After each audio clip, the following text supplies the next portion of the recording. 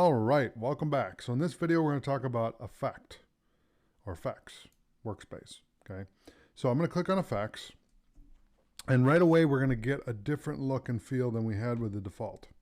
Okay, and one thing you can do, feel free to do this, is you can move these panels around to get exactly what you want where you want it. Okay, so for example, with this, we could get rid of info.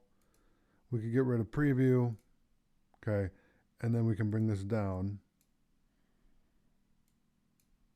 I thought I could bring it down. Maybe I can't. Okay, that's fine. Let's fiddle with what we have here. So for the text animation, let's give that a little noise and grain.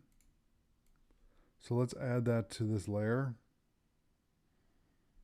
Okay, and then let me get rid of the grid.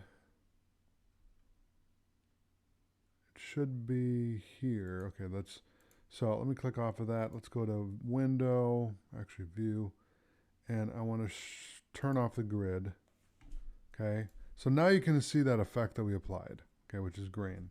It's really hard to see a lot of these effects with a white background and black text. And the reason why I did that was I was going for like a whiteboard look, okay? So let's grab a text. Let's see what all the different options are, and then let's pick one. So like motion tile, mosaic.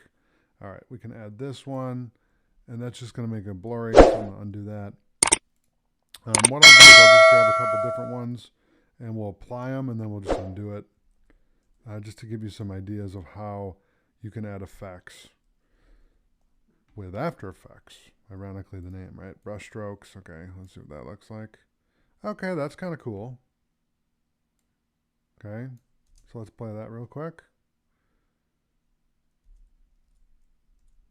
Okay.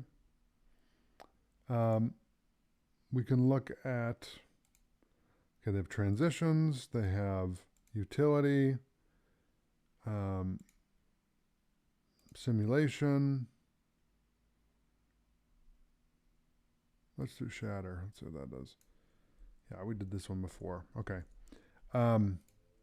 So that's the effects menu, and that's really, not the effects menu, the effects workspace, okay?